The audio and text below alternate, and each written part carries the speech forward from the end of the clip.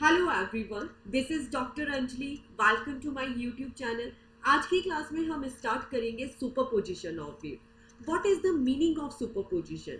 जब भी दो वेव एक दूसरे से इंटरेक्ट करती हैं, उसी को हमने बोला है कि उसका सुपरपोजिशन हो रहा है। ओके, तो देखिए, ये जो पूरा चैप्टर है सुपरपोजिशन ऑफ वेव, एक्चुअली इसे दो पार्ट्स में डिवाइड किया है। One is progressive wave and the second one is stationary wave. तो सबसे पहले हम इसमें डिफरेंस देखते हैं कि डिफरेंस क्या है। तो देखो, as the name suggest, stationary wave क्या है? जो ट्रैवल नहीं कर रही है, ठीक है, जिसमें एनर्जी का ट्रैवल नहीं हो रहा है। ओके, ये क्या होती है? स्टेशनरी होती है। जबकि प्रोग्रेसिव वेव क्या होता है? जो इसका नेचर होता है, ट्रैवलिंग नेचर होता है। ओके, जो एक पॉइंट से दूसरे पॉइंट पे ट्रैवल कर रही है। जस्ट एग्जाम्पल, वाटर पे वाटर वेव का एग्जाम्पल ले सकते हो। आपने पानी पे पत्थर फेंका तो एज यू कैन सी कि जो पानी का मूवमेंट होता है, उसकी एनर्जी है, वो एक पॉइंट से दूसरे पॉइंट पे ट्रांसफर होती है। तो that is the progressive wave. Okay, और इस पूरे चैप्टर के अंदर, ठीक है, आज की क्लास में जो हम करेंगे, आज की क्लास में करेंगे प्रोग्रेसिव वेव। तो basically as you can find कि यहाँ पे हम जितने भी वीडियोस बना रहे हैं वो वन शॉट वीडियो बना रहे हैं। बट ऐसा क्या था इस चैप्टर में कि प्रोग्रेसिव वेव का वीडियो अलग बन रहा है और स्टेशनरी वेव का वीडियो अलग बन रहा है। बेटा, अगर हम इंडिविजुअली देखें तो दोनों टॉपिक्स बहुत इजी है। Progressive wave is also very easy, stationary wave is also very easy. But अगर दोनों को कंपेयर करें तो स्टेशनरी वेव में बहुत ज्यादा फॉर्मूलाज है कंपैरेटिवली प्रोग्रेसिव वेव। और स्टेशनरी वेव के अंदर वेरिएशन भी बहुत ज्यादा है न्यूमेरिकल्स के अंदर। ओके, तो होता क्या है कि प्रोग्रेसिव वेव के को पढ़ने के बाद अगर आप एकदम से स्टेशनरी वेव स्टार्ट करते हो तो कई बार ऐसा होता है बच्चे कंफ्यूज हो जाते हैं एंड देन उनसे न्यूमेरिकल सॉल्व नहीं होते हैं। तो that's why what I will suggest, सबसे पहले प्रोग्रेसिव वेव का वीडियो देखो एंड देन उसके न्यूमेरिकल्स की प्रैक्टिस कर लो एंड देन इसके बाद थोड़ा सा ब्रेक लेके एज अ नए सिरे से स्टेशनरी वेव को स्टार्ट करना। यू नो, बिफोर 2 years जब हमारा सिलेबस चेंज नहीं हुआ था, तो इससे पहले ये दोनों चैप्टर्स अलग अलग थे। एक चैप्टर था वेव मोशन जिसमें हमने प्रोग्रेसिव वेव को स्टडी किया था एंड दूसरा चैप्टर था स्टेशनरी वेव। तो वो पार्ट मुझे बिल्कुल सही लग रहा। तो basically I am going to follow that. एक वीडियो में प्रोग्रेसिव वेव पे बनाऊंगी एंड द नेक्स्ट वीडियो में स्टेशनरी वेव पे अपलोड करूंगी। ठीक है, स्टेशनरी वेव के न्यूमेरिकल्स बहुत ज्यादा है, फॉर्मूलाज ज्यादा है, तो of course it will take little bit time. ठीक है, प्रोग्रेसिव वेव बहुत छोटा सा टॉपिक है, तो दोनों को इंडिविजुअल पढ़ते हैं एंड देन दोनों को आपको बहुत अच्छे से करना है। No doubt both topic are easy, it not just like that कि स्टेशनरी वेव्स में न्यूमेरिकल ज्यादा है तो आप उसे छोड़ दो। बट इजी है, बहुत इजी है। अगर एक बार आपकी प्रैक्टिस हो गई तो ऑफकोर्स आपसे दोनों के न्यूमेरिकल सॉल्व होंगे। ओके, तो let's start with the superposition of wave. तो ऑफकोर्स सबसे पहले हम स्टार्ट करते हैं वेव की थ्योरी के साथ। तो what is wave? Wave exactly होता क्या है? तो सबसे पहले इसका एग्जांपल लेते हैं। आपने पानी पे पत्थर फेंका, ठीक है, तो ऐसा होता है कि पानी इधर से उधर ट्रांसफर होता हुआ दिखता है आपको। कोई लेक है वो शिफ्ट हो गई, नहीं होता ना ऐसा। क्यों नहीं होता ऐसा? क्योंकि जब हम पानी में पत्थर फेंकते हैं तो हमने क्या किया, पानी के पार्टिकल को डिस्टर्ब किया, वाटर के पार्टिकल को डिस्टर्ब किया, और जो पार्टिकल की एनर्जी है उसका एक पॉइंट से दूसरे पॉइंट पे ट्रांसफर होता है। ओके, तो इन very simple way, what is way? Transfer of disturbance और एनर्जी। हम एनर्जी का ट्रांसफर कर रहे हैं एक मीडियम से दूसरे मीडियम में। तो वेव के अंदर ऐसा नहीं होता कि पार्टिकल ट्रांसफर हो रहा है। पानी के पार्टिकल नहीं ट्रांसफर होते एक पॉइंट से दूसरे पॉइंट पे, उनकी एनर्जी ट्रांसफर होती है एक पॉइंट से दूसरे पॉइंट पे। तो basically there is two type of wave. One is the electromagnetic wave and the second one is mechanical wave. Electromagnetic wave क्या है? जहां पे आपको मटेरियल मीडियम की रिक्वायरमेंट नहीं होती है। ठीक है, इलेक्ट्रोमैग्नेटिक वेव के बहुत बारे में डेप्थ में हमने पढ़ा भी है। ओके, तो देखो, सनलाइट है, that is the best example of electromagnetic wave. Sun से अर्थ पे आ रही है, उसे कोई एटमॉस्फेयर चाहिए नहीं चाहिए। ओके, तो ये क्या है, इसको कोई मटेरियल मीडियम की रिक्वायरमेंट नहीं है। इन द अपोजिट जो मैकेनिकल वेव होती है उसमें क्या होता है, मटेरियल मीडियम की रिक्वायरमेंट पड़ती है। जैसे वाटर वेव हो गई, उसे मटेरियल मीडियम चाहिए। ठीक है, साउंड वेव है, उसे एटमॉस्फेयर चाहिए। Without atmosphere sound wave transfer हो सकती है? नहीं हो सकती है। ठीक है, एक मूवी आई थी कोई मिल गया, तो उसमें कुछ ऐसा था कि जो साउंड थी उसे एक प्लैनेट से दूसरे प्लैनेट के अंदर ट्रांसफर किया गया था। तो ऐसा पॉसिबल ही नहीं है, क्योंकि जो साउंड है वो केवल कहाँ पे ट्रैवल करती है, इन एटमॉस्फेयर ट्रैवल करती है।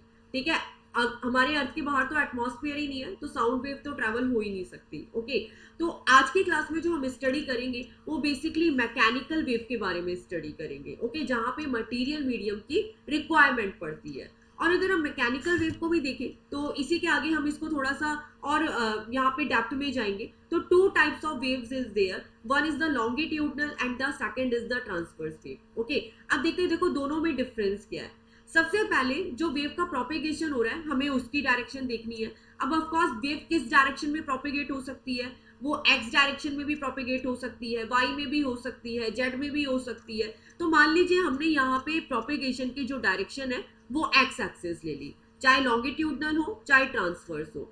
बट लॉन्गिट्यूडनल वेव के अंदर क्या होता है कि जो पार्टिकल्स है, ठीक है, जो मीडियम के पार्टिकल्स है जो वेव के साथ यहाँ पे प्रोपेगेशन की डायरेक्शन के साथ पैरेलल में ट्रांसफर करते हैं। Again read the definition very carefully. Longitudinal wave are those waves in which particles of the medium moves parallel to the propagation of the wave। अब एग्जांपल लेते हैं, जैसे साउंड वेव है। अब देखो साउंड वेव की प्रॉपर्टी क्या होती है, आपने कुछ भी बोला, ठीक है, तो जैसे ये आपके कुछ वर्ड्स हैं, उसकी फ्रीक्वेंसी है, उसकी फ्रीक्वेंसी निकली, उस फ्रीक्वेंसी से प्रेशर ज्यादा हुआ, ठीक है, डेंसिटी ज्यादा हुई, ठीक है, तो इस पार्ट में मान लीजिए डेंसिटी ज्यादा हो गई, प्रेशर ज्यादा हो गया। तो यही जो आपके साउंड के हमारे पार्टिकल्स होते हैं, फ्रीक्वेंसी होती है, वो एक पॉइंट से दूसरे पॉइंट पे ट्रांसफर होती रहती है, पैरेलल ही चलती है, ठीक है, पैरेलल में चलती है। अब जहां पे डेंसिटी ज्यादा है, जहां पे प्रेशर ज्यादा है, उसे हमने बोला कंप्रेशन। जहां पे डेंसिटी ज्यादा नहीं है उसको हमने बोला रेयर फ्रैक्शन। तो एज यू कैन सी यहाँ पे फ्रीक्वेंसी ज्यादा है, यहाँ पे कंप्रेशन, जहां पे कुछ नहीं है वहां पे हुआ रेयर फ्रैक्शन, जहां पे ओपन ओपन है। अगेन जैसे मैं आपको एक एग्जांपल देती हूँ, मैं बहुत जल्दी जल्दी बोल रही हूँ, ठीक है, मैंने एकदम से फटाक से बोला तो that means that is compression, और मैं थोड़ी देर के लिए शांत हूँ या स्लोली बोल रही हूँ तो that is rarefaction. Okay, तो ये डिफरेंस है कंप्रेशन और रेयर फ्रैक्शन में। बट ओनली थिंग इज की जो लॉन्गिट्यूडनल वेव है उसमें जो पार्टिकल्स होते हैं, ठीक है, वो पैरेलल में चलते हैं प्रोपेगेशन के साथ में। But transverse wave is totally opposite. Transverse wave के अंदर क्या होता है, जो पार्टिकल्स होते हैं वो पैरेलल में नहीं चलते, वो परपेंडिकुलर ट्रैवल करते हैं। Transverse wave are those waves in which the particle of the medium move perpendicular to the direction of the propagation, कुछ इस तरीके से, ठीक है। मान लीजिए जो वेव है वो तो एक्स डायरेक्शन में ट्रैवल कर रही है, बट देखो पार्टिकल किस तरीके से ट्रांसफर कर रहे हैं, वो यहाँ से गए इधर, इधर से गए इधर, तो वो क्या है, परपेंडिकुलर है। एज यू कैन सी यहाँ पे प्रोपेगेशन हो रहा है और जो पार्टिकल की पोजीशन है वो कुछ यहाँ पे, तो एज यू कैन सी कि ये क्या है, परपेंडिकुलर है, तो that's why we can say. अब इसका एग्जांपल ले सकते हो वाटर वेव का। वाटर वेव्स देखी है कभी आपने, किस तरीके से बनती है, ऐसे ऊपर नीचे बनती है, थोड़ा सा पानी ऊपर होता है फिर थोड़ा सा पानी नीचे होता है। तो एग्जैक्टली ये जो वाटर वेव है उसको आप साइन वेव से कंपेयर कर सकते हो, ऑफ कोर्स, है ना। तो देखो आप दोनों में डिफरेंस क्या है, एक डिफरेंस तो आपको पता चल गया कि यहाँ पे जो पार्टिकल्स हैं वो परपेंडिकुलर ट्रैवल कर रहे हैं और यहाँ पे किस तरीके से ट्रैवल कर रहे हैं, पैरेलल में ट्रैवल कर रहे हैं। Okay, the second thing is कि यहाँ पे क्या होता है, ट्रफ एंड क्रीस्ट होता है, एंड देन यहाँ पे कंप्रेशन एंड रेयर फ्रैक्शन होता है। व्हाट आई मीन टू से, ट्रांसवर्स वेव में आपको ट्रफ एंड क्रेस्ट मिलता है, okay, and in the longitudinal wave आपको कंप्रेशन एंड रेयर फ्रैक्शन मिलता है। अब ये एक छोटा सा डिफरेंस है, ठीक है, जो यहाँ पे देखिए, जिससे कई बार एमसीक्यूज में भी क्वेश्चन आते हैं कि देखो यहाँ पे मीडियम है वो किस तरीके से सेम डायरेक्शन में ट्रैवल कर रहा है, ओके, वेव के साथ में। यहाँ पे जो मीडियम है वो परपेंडिकुलर ट्रैवल कर रहा है, ठीक है। अब देखो यहाँ पे सेम डायरेक्शन में, तो that's why we can say कि जो लॉन्गिट्यूडनल वेव है वो वन डायमेंशनल वेव होती है, बट द ट्रांसवर्स वेव कौन सी होती है, टू डायमेंशनल वेव होती है। The third point is very very important, जो लॉन्गिट्यूडनल वेव है उसको हम पोलराइज नहीं कर सकते, ऑफ कोर्स वो केवल एक डायमेंशन में, उसको हम क्या पोलराइज करेंगे, बट जो ट्रांसवर्स वेव होती है उसको हम पोलराइज कर सकते हैं। Okay, and the next topic is important also कि जो ये वेव है, ये जो लॉन्गिट्यूडनल वेव होती है, ये गैस हो चाहे सॉलिड हो चाहे लिक्विड हो, ये किसी में भी प्रोड्यूस हो सकती है, बट जो ट्रांसवर्स वेव होती है वो केवल सॉलिड और लिक्विड की सरफेस पे ही मिलती है, ये गैसेस पे नहीं मिलती है। Okay, earthquake P is a example of longitudinal, and ये जो S है ये एग्जांपल होता है ट्रांसवर्स का। तो लॉन्गिट्यूडनल में रेयर फ्रैक्शन एंड कंप्रेशन होते हैं एंड ट्रांसवर्स के अंदर ट्रफ एंड ट्रेस्ट होते हैं. तो I think so, I hope so अब आपके बिल्कुल कंसेप्ट क्लियर हो गए होंगे कि what is the difference between longitudinal and transverse wave. And theoretically जितने भी एमसीक्यूज आ सकते हैं यहाँ पे, तो हमने वो सारा पार्ट इसकी थ्योरी में कवर कर लिया. अब फॉर्मूलाज पे आते हैं. तो देखो सबसे इंपॉर्टेंट है वेलोसिटी का फॉर्मूला, जो आपको कैलकुलेट करने को मिलेगा ही मिलेगा. तो what is the formula of velocity we will use? v equal to n lambda. Okay, and n क्या है यहाँ पे? फ्रीक्वेंसी. और फ्रीक्वेंसी को यू कैन राइट 1/t. तो यहाँ पे और यू कैन राइट λ/t. ये तो हमने वेलोसिटी का पढ़ा. अब ये जो सिंपल प्रोग्रेसिव वेव होती है, ठीक है, हम को यहाँ पे किसकी स्टडी करना है? प्रोग्रेसिव वेव की स्टडी करना है, जो वेव ट्रैवल कर रही है. ठीक है, तो अगर वेव मान लीजिए पॉजिटिव डायरेक्शन में ट्रैवल कर रही है तो नेगेटिव साइन आता है, और वेव नेगेटिव डायरेक्शन में ट्रैवल कर रही है तो पॉजिटिव साइन आता है. अब देखो यहाँ पर केवल एक इक्वेशन केवल एक ही है, बट उसको डिफरेंट फॉर्म में आपको लिखना आना चाहिए, क्योंकि एग्जाम में क्या होगा, आपको वैल्यूज फाइंड आउट करनी होगी और ये आपको जो इक्वेशन है वो डिफरेंट फॉर्म में मिलेगी. ठीक है, तो ये तो बेसिक इक्वेशन है. y equal to a sin omega t minus 2πx/λ. तो that is the basic equation. ठीक है, ये अच्छे से आपको याद होनी चाहिए. और आप इसको ये भी लिख सकते हो y equal to a sin omega t minus kx, क्योंकि k क्या होता है यहाँ पे? 2π/λ. ठीक है, तो इसको कुछ इस तरीके से भी लिख सकते हैं, y equal to a sin omega t minus kx. और आप इसको इस फॉर्म में भी लिख सकते हो, a sin kx minus omega t. किसी भी फॉर्म में आप इसे लिख सकते हो. ओके, k क्या है? प्रोपेगेशन कांस्टेंट, जिसे हम 2π/λ बोलते हैं. अब देखो इसे डिफरेंट फॉर्म में कैसे लिखा जाता है. यहाँ पे ओमेगा की जगह हमने पुटअप किया 2πn. ओमेगा क्या होता है? 2πf. यहाँ पे n क्या है? फ्रीक्वेंसी है. ओके, अब हम क्या कर रहे हैं, यहाँ पे 2π को कॉमन लेते हैं, अंदर ब्रैकेट में क्या बचा? nt minus x/λ. ओके, अब देखो इसी के आगे फ्रीक्वेंसी को हमने लिखा है 1/t. तो बेसिकली बहुत सारे स्टूडेंट्स होते हैं जिनको कंफ्यूजन होता है कि स्मॉल t और कैपिटल t में डिफरेंस क्या है. तो देखो बेटा, दोनों में डिफरेंस क्या है? अगर मैं एक पूरी वेव का टाइम पीरियड कैलकुलेट कर रही हूँ कि भाई इस वेव को यहाँ से लेके यहाँ तक पहुंचने में कितना टाइम लगा, तो that is capital T. But मैंने अगर आपसे पूछा बेटा कि 0.2 सेकेंड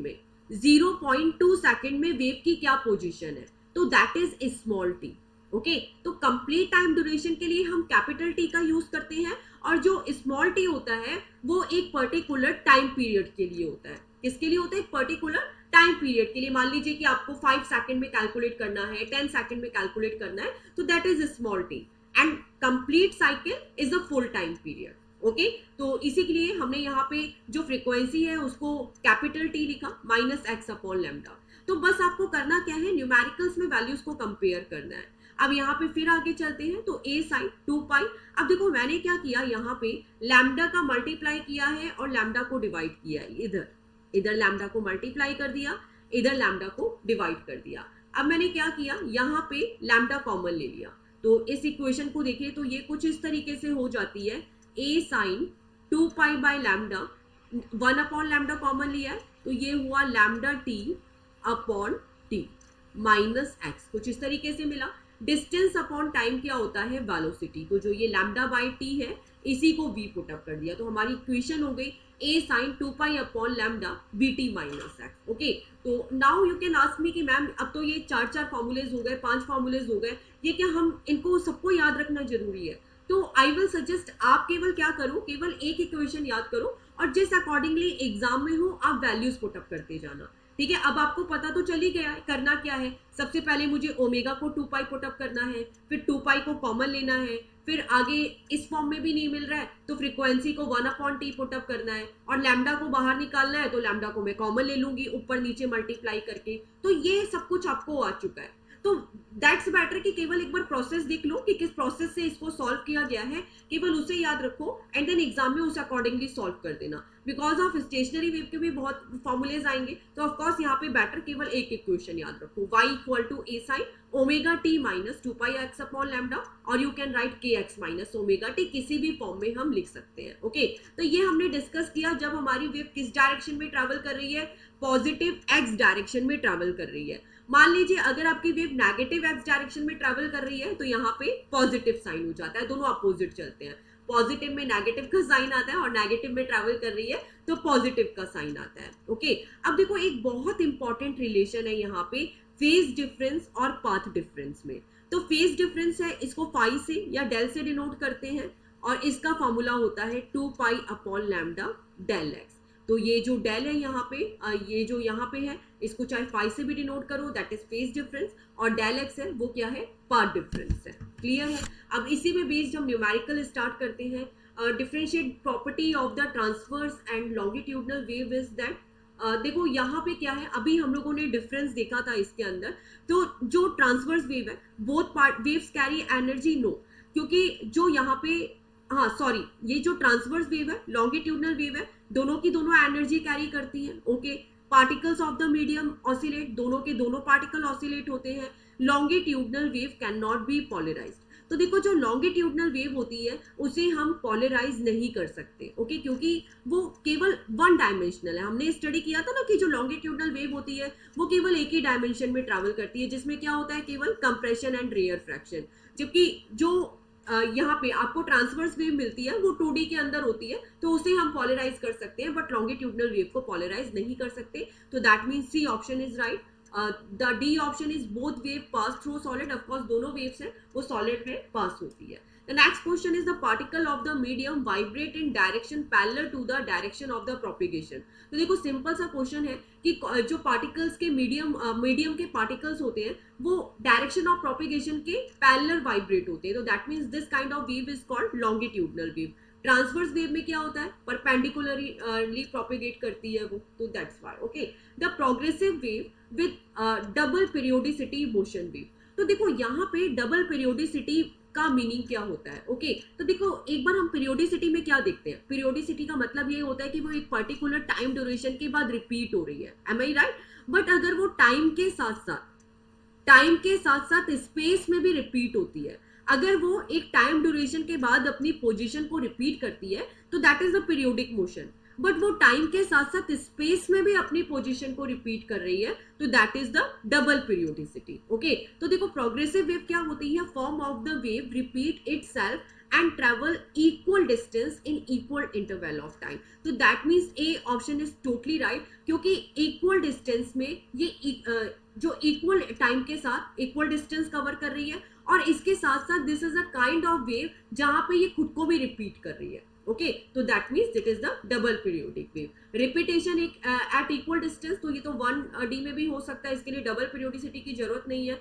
ऑफ कोर्स रिपीटेशन होता है after equal interval of time, but that is all about periodic, not double periodic. Repetition in medium without inertia, these 3 points are right, but केवल ये किसको शो कर रही है, पीरियोडिक मोशन को show कर रही है। डबल पीरियोडिसिटी केवल ए ऑप्शन है। The next question is the well-known example of longitudinal wave is sound wave, light wave, wireless wave, water wave. तो देखो ये जो तीनों वेव है, light wave, wireless, water wave, ये सबकी सब क्या है, ट्रांसवर्स वेव है। जो साउंड वेव है ये क्या होती है, लॉन्गिट्यूडनल वेव होती है। The next question is when a tuning fork produces sound wave in air, which of the following is same in the material of tuning fork as well as in the frequency? तो देखो बहुत simple सा concept है इसके अंदर कि आपने कोई ट्यूनिंग फॉर्क लिया एंड इसके थ्रू कोई साउंड वेव क्रिएट की। तो अगर आप ट्यूनिंग फॉर्क के थ्रू जो साउंड वेव क्रिएट कर रहे हो, ठीक है, तो यहाँ से एक फ्रीक्वेंसी क्रिएट होती है और एज इट इज यही फ्रीक्वेंसी एयर में ट्रैवल करती है। तो that means only frequency will same, other data can change, amplitude है, वेवलेंथ है, वेलोसिटी है, ये सब कुछ चेंज हो सकते हैं, बट कांस्टेंट क्या रहेगा, केवल फ्रीक्वेंसी कांस्टेंट रहेगी। ओके, तो अब हम न्यूमेरिकल्स में आते हैं। The wave describe by y equal to 0.25 sine 10 pi x minus 2 pi n t, where x and y are in metres and t in second is a wave travelling along the. तो देखो सबसे पहले minus का sign है, तो मुझे ये चीज समझ आ गई कि माइनस का साइन है, मतलब जो वेव है वो पॉजिटिव डायरेक्शन में ट्रैवल करेगी। ओके, अब हम क्या करते हैं, इसे अपनी बेसिक इक्वेशन से कंपेयर करते हैं। y equal to a sine के x minus omega t, this is our basic equation. अब हमने अपनी एज इट इज ये इक्वेशन लिखी, 0.25 sine 10 pi x minus 2 pi n t, ठीक है। तो नाउ यू कैन से कि यहाँ पे जो एम्पलीट्यूड है वो क्या है, 0.25 है। क्लियर है? के क्या होता है, प्रोपेगेशन कांस्टेंट होता है, तो के की वैल्यू क्या है यहाँ पे 10 पाई है। के को I can write 2 pi by lambda, इससे मुझे लैम्डा की वैल्यू मिल गई 0.2। तो ये तो मैंने क्या किया यहाँ पे, एक तो एम्पलीट्यूड देख लिया, एक लैम्डा देख लिया कि लैम्डा कितना है। तो लेट्स सी द ऑप्शन। ये जो नेगेटिव वाले ऑप्शन है ये तो ऑलरेडी गलत हो गए, दो ऑप्शन पॉजिटिव के हैं, ठीक है। पॉजिटिव एक्स डायरेक्शन में ट्रैवल कर रही है विद फ्रीक्वेंसी 1 हर्ट्ज और यहाँ पे है वेवलेंथ लैम्डा 0.2 मीटर। तो वेवलेंथ इज ओके 0.2 मीटर और यहाँ पे है फ्रीक्वेंसी पाई हर्ट्ज। तो देखो फ्रीक्वेंसी पाई हर्ट्ज तो है ही नहीं और यहाँ पे भी देखो फ्रीक्वेंसी 1 हर्ट्ज है, बट यहाँ पे फ्रीक्वेंसी की वैल्यू गिवन ही नहीं है, एन लिखा है। तो ये थोड़ा सा डेटा कॉम्प्लिकेटेड है क्योंकि कुछ न्यूमेरिकल्स ऐसे भी देखे जहाँ पे 2 पाई टी लिखा है। अगर ये 2 पाई टी होता है यहाँ पे तो ये फ्रीक्वेंसी 1 हर्ट्ज की होती है, ओके। और एन की वैल्यू यहाँ तो एन ही गिवन है, तो ठीक है, एन को हम लोग 1 कंसीडर करके लेके चलते हैं, तो तब ये ए ऑप्शन राइट होगा। क्लियर है। नेक्स्ट न्यूमेरिकल पे आते हैं। y equal to a sine 2 pi by lambda ct minus x where y and x are measured in meters. Which of the following statement is true? The unit of lambda minus is same as that of 2 pi upon lambda. Of course भाई lambda का inverse करो चाहे 1 upon lambda लिखो, दोनों का unit same रहेगा। The unit of lambda is same as that of x but not of a. तो देखो लैम्डा की जो यूनिट होती है वो क्या होती है, मीटर, ठीक है। वेवलेंथ को मीटर में करते हो और जो एक्स है वो भी डिस्टेंस है, वो भी क्या होता है मीटर में। तो यहाँ पे दोनों की सेम है बट यहाँ पे लिखा है डिफरेंट है। The unit of c is same that 2 pi by lambda. तो देखो सी क्या होता है, सी इज द वेलोसिटी जिसे हम लिखते हैं मीटर पर second, and 2 pi upon lambda क्या हुआ 1 अपॉन मीटर, तो that is wrong, okay. The unit of c t minus x, तो let's see is same as that of 2 pi upon lambda. तो देखो सी टी का unit क्या होता है, वेलोसिटी हो गया मीटर पर second, time is second minus x. तो ये सेकंड से सेकंड कैंसिल आउट हुआ, ये भी मीटर में है, तो इनका तो यूनिट सेम है। The unit of c t is same as that of 2 pi upon lambda, but again ये 1 अपॉन मीटर है तो ये सेम नहीं है, तो that means A option is right. The next is the equation of a plane progressive wave is given by y equal to 3 sine pi t by T minus x by 20, okay. तो देखो अगर आपको directly याद है equation तब तो आप इसे कंपेयर कर सकते हो। y जैसे as I can see a sine यहाँ से पाई है, तो ऑफकोर्स यहाँ पे इक्वेशन क्या होती है 2 पाई t upon T minus x upon lambda. अगर आपको इक्वेशन याद है तो आप डायरेक्टली लिखो, बट अगर आपको इक्वेशन याद नहीं है तो फिर आपको इस फॉर्म में चेंज करना पड़ेगा।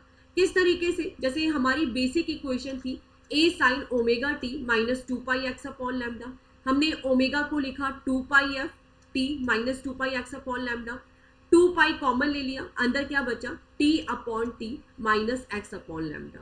क्लियर है, इस फॉर्म में लिख सकते हैं। हमारा जो बेसिकली काम है वो इसी इक्वेशन का है। आगे अगर आपको लैम्डा की फॉर्म में चेंज करना है तो कर सकते हो, बट हमारा जो बेसिक इक्वेशन है वो इसी से काम हो जाएगा। क्लियर है। अब देखो यहाँ पे आगे क्या गिवन है, t upon T minus x upon lambda. हमें कैलकुलेट क्या करना है, फ्रीक्वेंसी। तो देखो फ्रीक्वेंसी क्या होती है 1 अपॉन टाइम पीरियड, एम आई राइट। अब देखो यहाँ पे टाइम पीरियड क्या है, कैपिटल टी क्या है 0.02, ओके। आप इसे सॉल्व करोगे तो ऊपर 100 आएगा, 100 by 2 50 hertz, that means C option is right, okay. Next question पे आते हैं। Progressive wave of sound is represented by y equal to a sine 400 pi t minus pi x divided by 6.85 where x is in meter and t is in second. Frequency of the wave is, again हमें frequency calculate करनी है। तो सबसे पहले हमने basic equation लिखी y equal to a sine omega t minus 2 pi x upon lambda.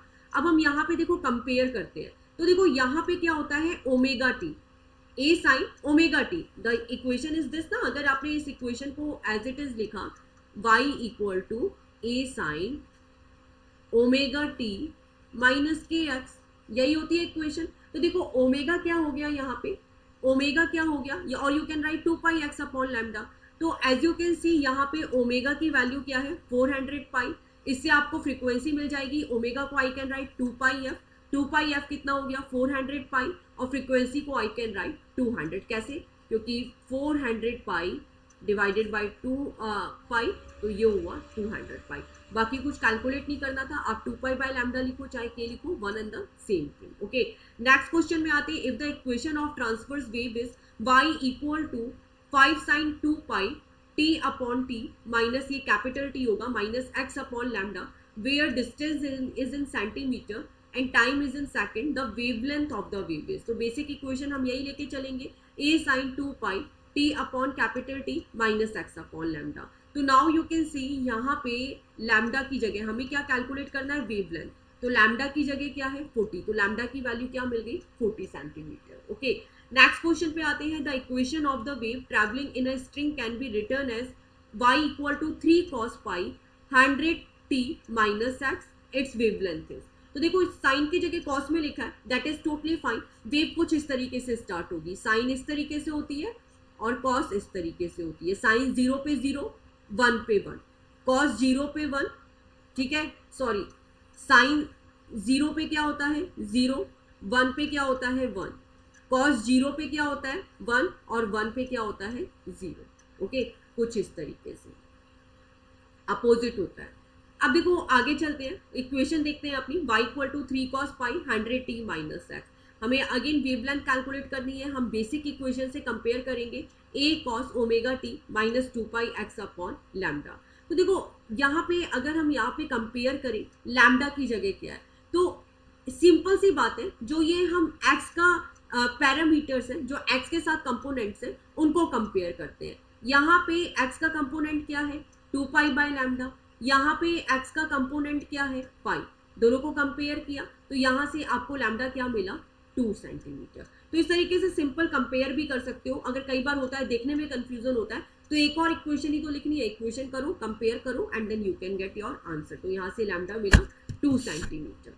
Next question पे आते हैं, a plane progressive wave is represented by the equation y equal to 0.1 sine 200 pi t minus 20 pi x by 17, where y is displacement in meter, t in second and x is distance from a fixed origin in meter, the frequency, wavelength and speed of the wave। तो देखो सब कुछ ही हमें यहाँ पे calculate करना है। हम इसको बेसिक इक्वेशन से कंपेयर करेंगे, y equal to a sine omega t minus 2 pi x upon lambda. Okay, तो देखो यहाँ पे एज यू कैन सी कि जो t के कंपोनेंट है, तो t के लिए हम लोग यूज कर सकते हैं 200 पाई। तो यहाँ पे t के जो साथ में है 200 पाई, तो ओमेगा की वैल्यू क्या हो गई 200 पाई। ओमेगा की जगह लिखा 2 पाई एफ, 2 पाई एफ किसके इक्वल हुआ 200 पाई के इक्वल हुआ।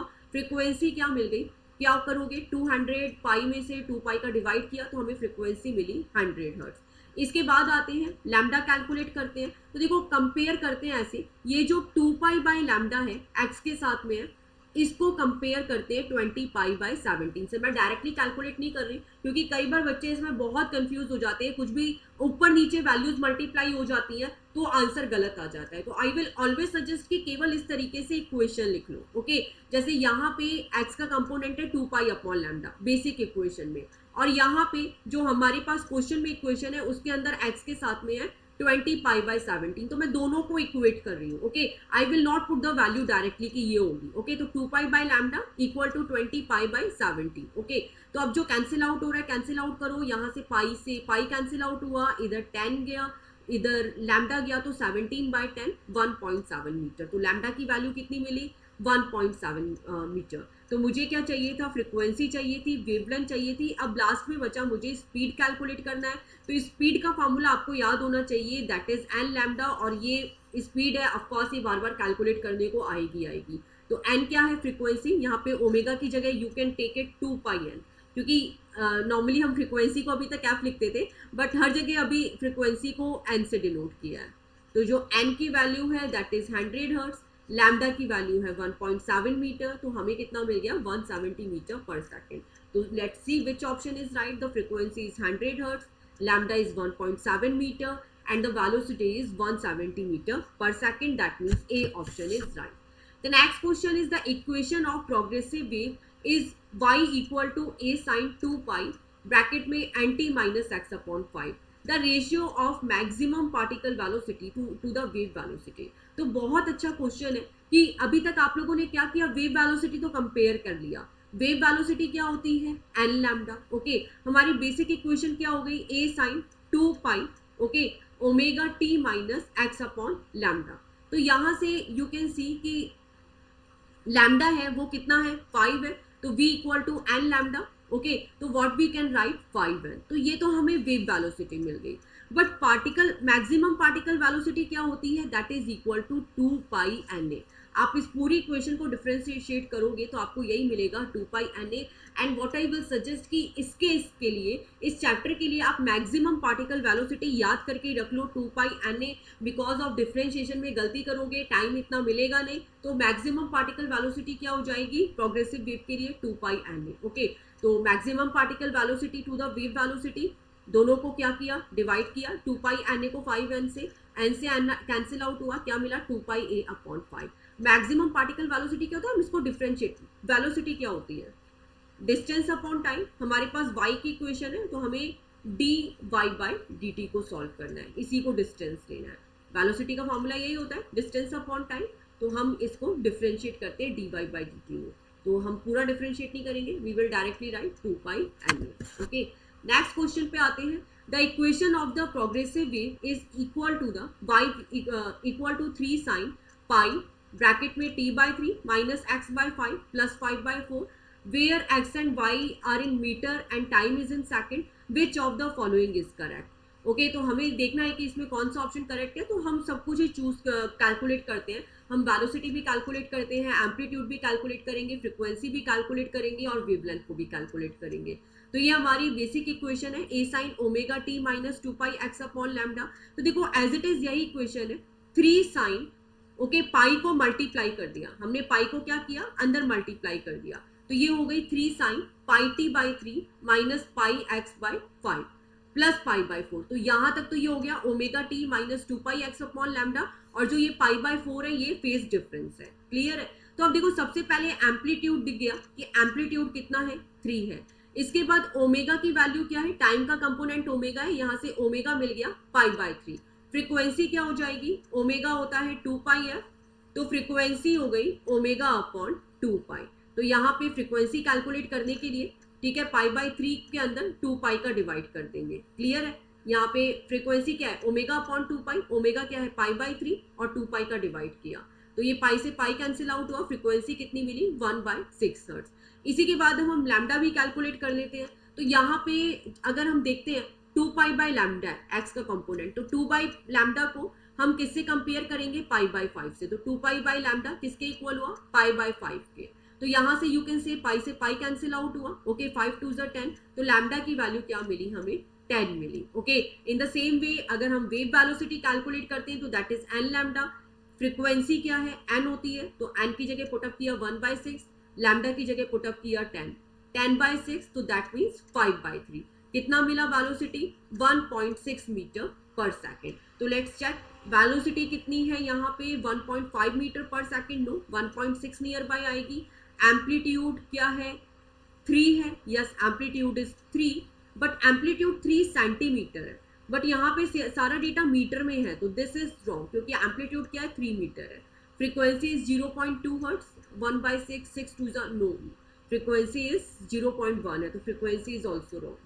Wavelength lambda equal to 10 metre, yes wavelength lambda equal to 10 metre is right, तो D option is right.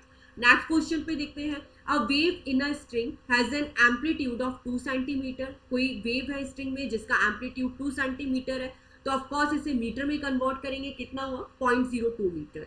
The wave travel in positive direction, मतलब बीच में नेगेटिव का साइन आएगा, okay x axis with the speed of 128 metre पर second, velocity given है, and it is noted that 5 complete waves fit in 4 metre length. तो देखो यहाँ से एक बहुत इंपॉर्टेंट इक्वेशन मिलेगी अगर कुछ इस टाइप का है, 5 कंप्लीट वेव्स है, तो मतलब कुछ इस तरीके से 5 the 1 wave, the 2 wave, 3 wave, 4 wave and this is the 5 wave. ये पूरी की पूरी 5 वेव कितने में फिट हो रही है 4 मीटर की लेंथ में फिट हो रही है, तो दैट मीन्स ये 5 लैम्डा, ठीक है। एक कंप्लीट वेवलेंथ को, एक जो कंप्लीट वेवलेंथ होती है उसे हम क्या बोलते हैं, उसकी लेंथ को बोलते हैं लैम्डा, ठीक है। एक कंप्लीट वेव की लेंथ को लैम्डा बोलते हैं। अब यहाँ पे कितने लैम्डा है 1 lambda, 2 lambda, 3 lambda, 4 lambda, 5 lambda, क्योंकि 5 कंप्लीट वेव है तो 5 लैम्डा किसके इक्वल हो गया, 4 के इक्वल हो गया। तो यहाँ से हमें लैम्डा की वैल्यू कितनी मिल गई, 4/5 मिल गई। ओके, तो ये जो हमने क्वेश्चन पढ़ा था, अभी केवल क्वेश्चन को रीड किया है एंड इसके अकॉर्डिंगली हमने अपना डेटा फाइंड आउट किया है। ओके, एंड इसके थ्रू हमें क्या करना है, इक्वेशन को डिस्क्राइब करना है।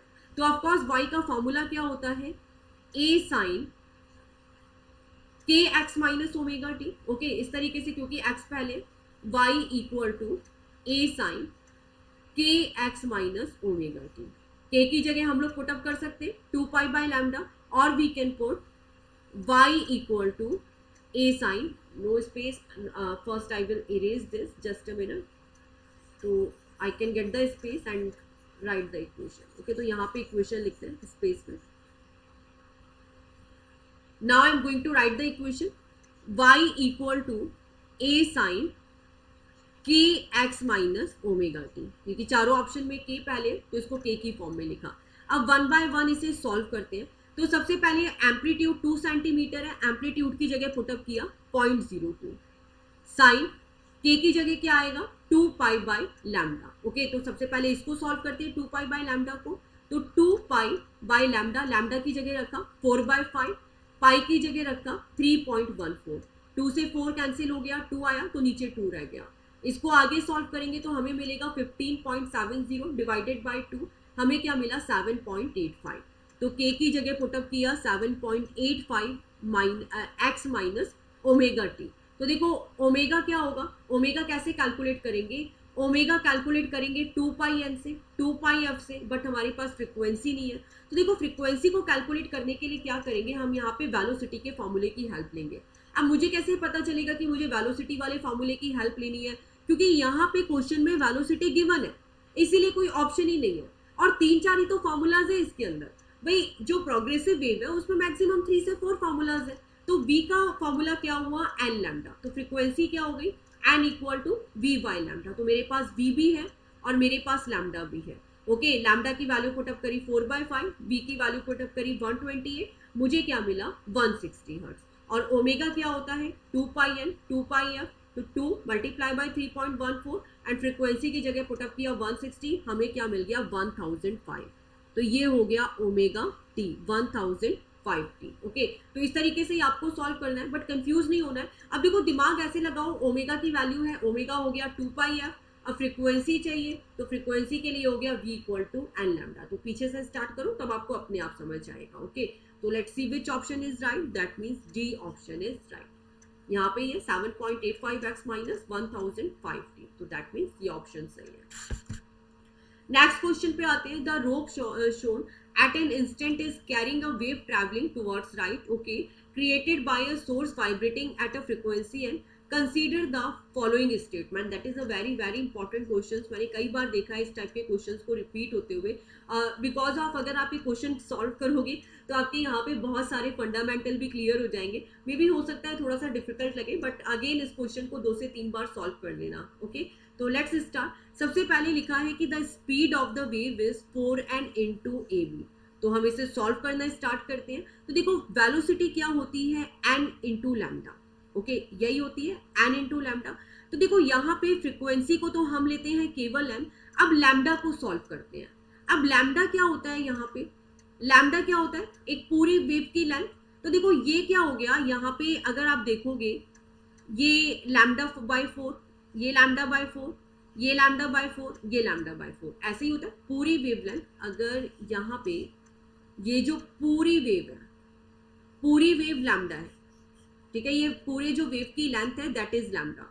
तो इसका ये वाला पार्ट λ/4 हो गया कि नहीं हो गया, आधा पार्ट λ/4 हुआ, ये वाला पार्ट λ/2 हुआ, है ना, तो ये कितना हो गया λ/4। अब अगर हमें केवल यहाँ पे स्पीड को कैलकुलेट करना है तो केवल ए बी से कर लो, चाहे सी डी से कर लो, चाहे डी ई से कर लो, किसी से भी कर लो, एक ही बात है। तो देखो एक जो इसकी इतनी सी डिस्टेंस है, ए बी का एग्जांपल लिया, तो A B is equal to λ/4, lambda क्या हो गया 4ab। तो हमने यहाँ पे लैम्डा की जगह पुटअप किया 4ab। अब यहाँ पे आप डीई भी ले सकते थे, सी डी भी ले सकते थे, बट देखो क्वेश्चन में जो ऑप्शन है उसको ए बी से लेके किया हुआ था, तो हमने भी ए बी से लेके कर लिया। तो that means first option is totally right. The second one is the medium at will be the same in phase as d after 4/3 and second. तो लेट्स सी, हमें केवल इसमें देखना है, टाइम डिफरेंस कैलकुलेट करना है किसके बीच में, ए से लेके डी के बीच में. ठीक है, तो देखो ये हुआ ए से लेके डी के बीच में लैम्डा बाय 4. ठीक है, 2 lambda by 4, 3 lambda by 4 and it is directly proportional to frequency. तो ये हो गया 3/4n होगा, 3n/4 होगा, ना कि 4n/3. तो second one is wrong. The third option is the phase difference between B and E is 3π/2. तो देखो फेज डिफरेंस के लिए हमें केवल ये फॉर्मूला, अगर जहां पे भी फेज डिफरेंस है, आंख बंद करके आपको ये फॉर्मूला यूज करना है, phi equal to 2π/λ del x. Del x क्या होता है, पाथ डिफरेंस होता है. This formula phi equal to 2π/λ del x. Del x क्या है, पाथ डिफरेंस है. हमें पाथ डिफरेंस किसके बीच में देखना है, ये B से E के बीच में. ये B से E के बीच में कितना पाथ डिफरेंस है. तो लेट्स सी, λ/4, 2 λ/4, 3 λ/4. ओके, तो ये पार्ट डिफरेंस है. तो फेज डिफरेंस का फॉर्मूला क्या होगा, 2π/λ डेल एक्स. डेल एक्स कितना मिला, 3 λ/4, इधर हुआ 2π/λ. लैम्डा से लैम्डा कैंसिल आउट हो गया. ओके, 2 से 4 कैंसिल आउट, इधर 2 बचा, हमें क्या मिला 5, 3π/2. तो क्वेश्चन क्या था, the phase difference between B and E is 3π/2. तो that means third option is also right. Okay, तो कौन सा करेक्ट है, only first and third one correct है. तो that means C option is right. Next question पे चलते हैं. The diagram below shown the propagation of a wave which point are in the same phase. अब हमें यहाँ पे देखना है कौन सा पॉइंट सेम फेज में है. तो देखो इस टाइप के क्वेश्चन भी रिपीट होते हैं and again it's very important. तो देखो सेम फेज का मतलब है कि वो सेम तरीके से ट्रैवल कर रहे हैं, सेम डायरेक्शन से ट्रैवल कर रहे हैं. तो सबसे पहले देखते हैं F और G, ये दोनों सेम डायरेक्शन में है कि नहीं है. तो लेट्स सी, ये रहा F, ये रहा G. देखो ये दोनों सेम लाइन में है, बट अगेन देखो G क्या है, ऊपर की तरफ जा रहा है, और F क्या है, नीचे की तरफ जा रहा है. तो that means this option is wrong. Again C and E, तो that one is C and that is E. तो दोनों बिल्कुल ही अपोजिट है. तो ऑफकोर्स ये तो सेम फेज में है ही नहीं. B एंड G, तो B को देखते हैं, B जा रहा है नेगेटिव डायरेक्शन में एंड G जा रहा है पॉजिटिव डायरेक्शन में. That means C option is wrong. Last one देखते हैं B एंड F. तो B जा रहा है नेगेटिव डायरेक्शन में एंड F भी जा रहा है नेगेटिव डायरेक्शन में, और दोनों सेम लाइन में है. That means D option is right. The next question is a progressive wave is represented by y equal to 12 sin 5t minus 4x centimeter. On this way, how far away these two points having phase difference of 90 degree. तो देखो एक simple सी equation है, y equal to a sin omega t minus के x की form में, as it is यहाँ पे देख सकते हो. अब हमें क्या करना है, यहाँ पे हमें क्या फाइंड आउट करना है, पाथ डिफरेंस फाइंड आउट करना है. ओके, क्या फाइंड आउट करना है, पाथ डिफरेंस, क्योंकि डायरेक्टली गिवन है. On this way, how far away the two points having phase difference. मतलब देखो दो चीजें होती है, एक फेज डिफरेंस और एक होता है पाथ डिफरेंस. दोनों के दोनों क्या है, मतलब इस चीज को ध्यान से समझना कि आप मान लीजिए एक वेव इधर से यहाँ तक पहुंच रही है, तो दोनों में कितना डिफरेंस आया, दोनों के जो डिस्टेंस में डिफरेंस है दैट इज x, और जो दोनों के फेज में डिफरेंस है दैट इज फाई. जैसे यहाँ से यहाँ पे देख सकते हो कोई फेज डिफरेंस नहीं है, यहाँ पे भी जीरो है, यहाँ पे भी जीरो है. मान लीजिए मैं इसको इधर से कंपेयर करती तो यहाँ पे 90 डिग्री का फेज डिफरेंस आता. अब हमें यही फाइंड आउट करना है कि दोनों के बीच में फेज डिफरेंस कितना है, कितना होना चाहिए, 90 डिग्री होना चाहिए. तो उस केस में पाथ डिफरेंस कितना होगा. तो हमने सिंपल सा यूज किया formula phi equal to 2π/λ del f. Okay, तो देखो यहाँ पे formula we will use this 2π/λ. इसकी वैल्यू क्या होगी, सबसे पहले हमें सॉल्व करनी है. ठीक है, 2π/λ, तो हमें लैम्डा की वैल्यू आनी चाहिए कितनी है. तो देखो लैम्डा कितना है यहाँ पे, as you can see from the word kx. तो k की वैल्यू क्या है यहाँ पे, एज यू कैन सी 2π/λ, और ये 2π/λ किसके इक्वल है, 4 के इक्वल है. तो एज इट इज इसी को सॉल्व किया. 2π/λ किसके इक्वल है, 4 के इक्वल है. तो यहाँ से लैम्डा कितना हो गया, 2 से ये 4 कैंसिल आउट हुआ 2, तो कितना मिला, लैम्डा π/2. तो ये सबसे पहले हमने यहाँ पे लैम्डा की वैल्यू पुट अप कर दी. फेज डिफरेंस तो हमें गिवन है 90 डिग्री, तो इसको आई कैन राइट π/2. 90 को लिख सकते हैं पाई बाई 2। हमने यहाँ से लैम्डा को कैलकुलेट कर लिया, कितना आया पाई बाई 2। ओके, तो यहाँ पे 2 पाई बाई लैम्डा, तो लैम्डा की जगह पुटअप किया पाई बाई 2। डेल एक्स, हमें डेल एक्स ही कैलकुलेट करना है। आगे और सिंप्लीफाई करते हैं, पाई से पाई कैंसिल आउट हुआ, यहाँ बचा केवल 4 del x pi by 2। Del x कितना हो गया, 4 नीचे आ गया, तो 2 मल्टीप्लाई किया 5 बाई 8 सेंटीमीटर। तो in this way we have to calculate this kind of question.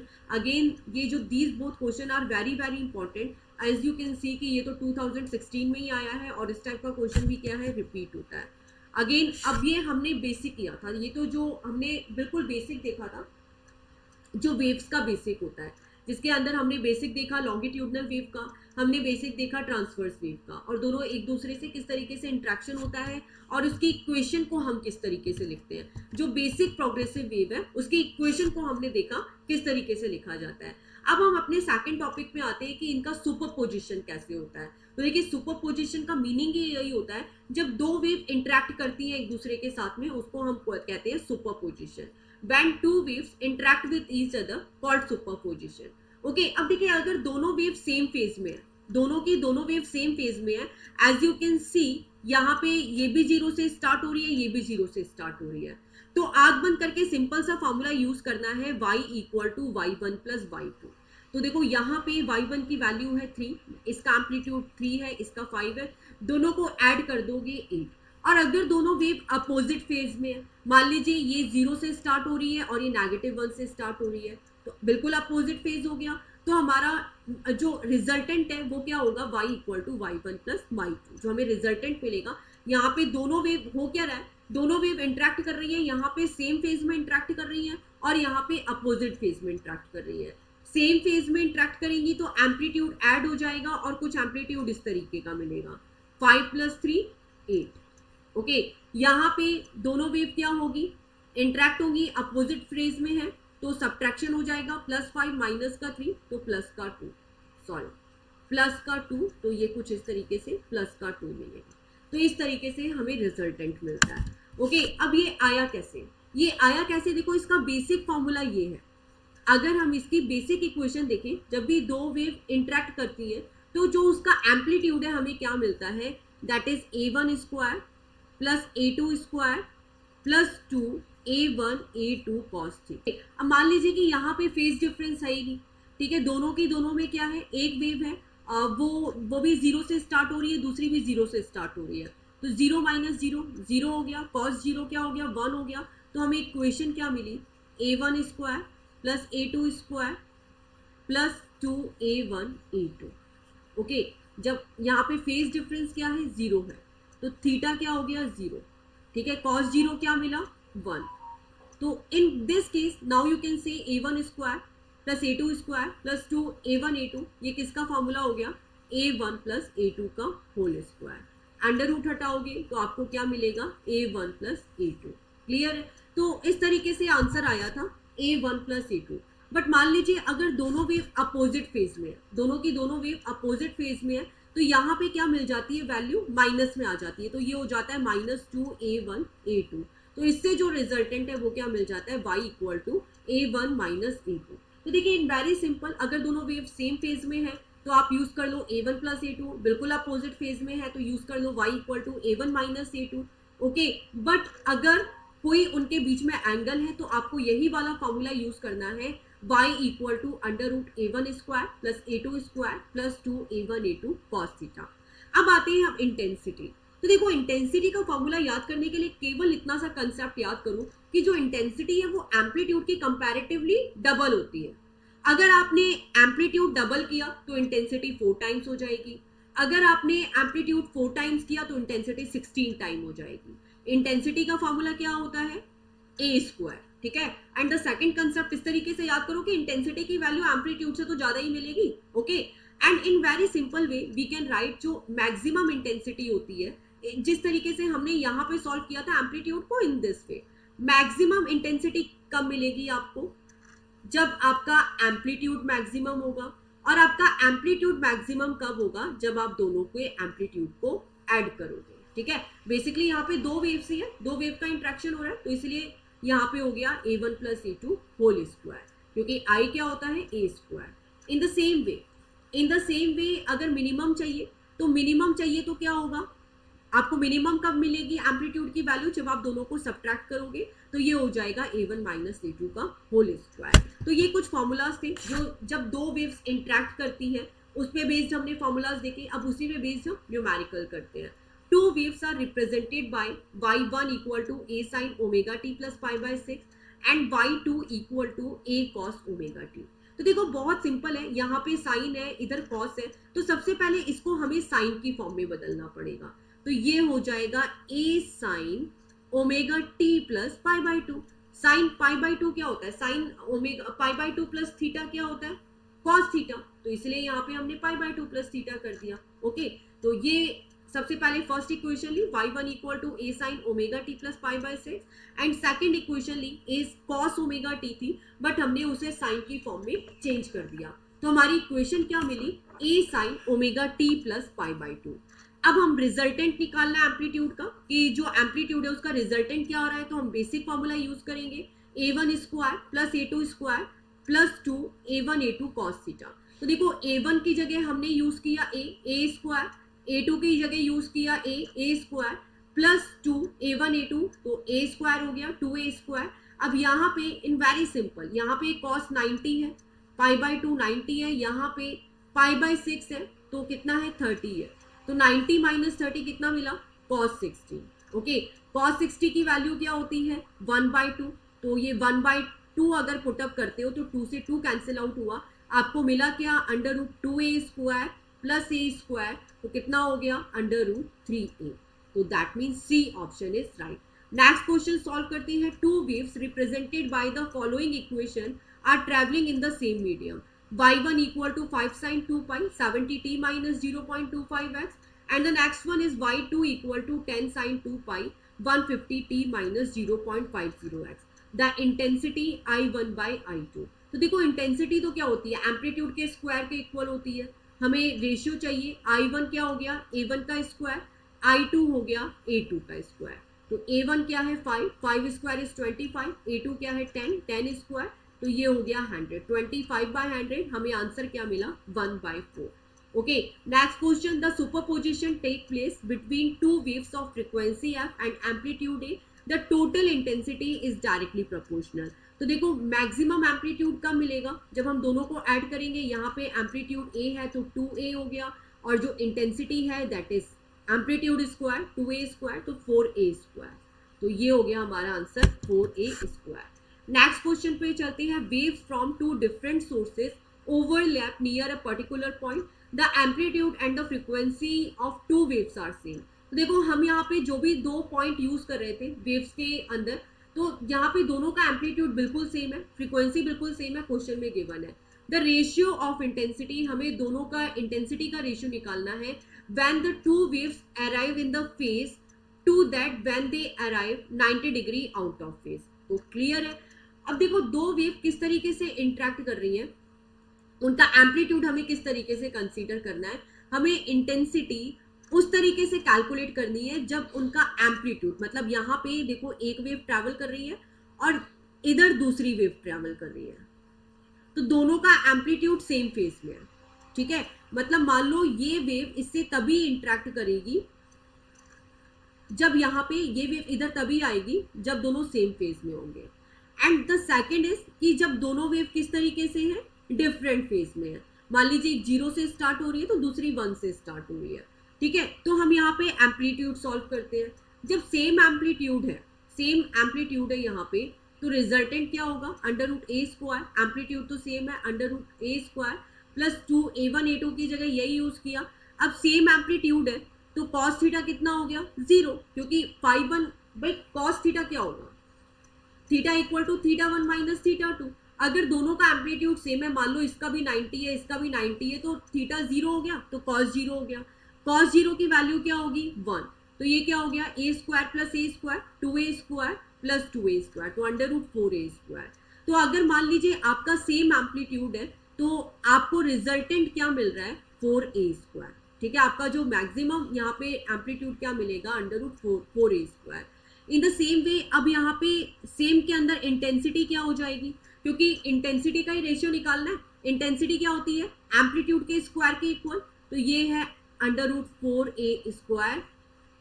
Okay, ये हमारा एम्पलीट्यूड है, एम्पलीट्यूड का स्क्वायर किया तो यहाँ पे अंडर रूट हट जाएगा, तो हमें इंटेंसिटी कितनी मिलेगी सेम के केस में 4a²।